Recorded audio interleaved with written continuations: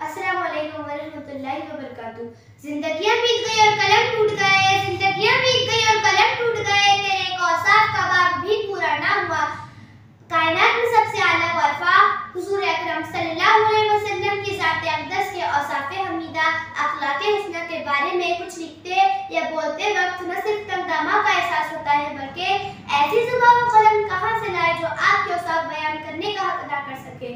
खुशबू है तो आलम में तेरी ऐ गुले चीता, खुशबू है तो आलम में तेरी ऐ गुले चीता, किस मुंह से बयां हो तेरे औसाफ़े हमीदा। आका सल्लल्लाहु अलैहि वसल्लम के अखलाक़ी किरदार, गुफ्तार, हत्ता के एक एक आदत को अल्लाह ताला ने कुरान मजीद में बयान फरमाया है।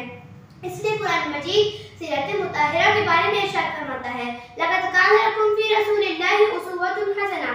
दर हकीकत तुम्हारे लिए रसूल सल्लल्लाहु अलैहि वसल्लम की ज़ात में बेहतरीन नमूना है। गोया जिंदगी गुजारने का जामिल ज़ाब्ते हयात अगर कोई है तो वह आप सल्लल्लाहु अलैहि वसल्लम की हयात मुबारक ही है।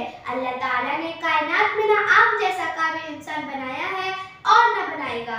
हुजूर अकरम सल्लल्लाहु अलैहि वसल्लम ने अपनी बैअत का मकसद अखलाक की तकमील करार दिया। एक मरतबा सहाबा इकराम ने हज़रत सल्लल्लाहु के अखलाक के बारे में हज़रत आयशा से दरियाफ्त किया। हज़रत आयशा ने फरमाया, काना खुलुकुल कुरान। आप सल्लल्लाहु अलैहि वसल्लम के अखलाक कुरान करीम है। हज़रत अनस बिन मालिक फरमाते हैं कि आप सल्लल्लाहु तमाम लोगों से बढ़कर खुश अखलाक थे। एक मरतबा आप सल्लल्लाहु अलैहि वसल्लम ने मुझे किसी काम से भेजा, मैं काम को नहीं गया और बाहर आकर बच्चों के साथ खेल कूद में लग गया। इतने में आप सल्लल्लाहु अलैहि वसल्लम आए और मुझे आकर गुद्दी से पकड़ लिया और मैंने पीछे मुड़कर देखा तो आप सल्लल्लाहु अलैहि वसल्लम मुस्कुरा रहे थे। आपने कहा, अनस मैंने जहाँ भेजा था उसका क्या हुआ, वहाँ नहीं गए? इस पर हज़रत अनस ने फरमाया, मैंने कहा नहीं। आप सल्लल्लाहु अलैहि वसल्लम ने इस पर मुझे डांटा न कुछ कहा।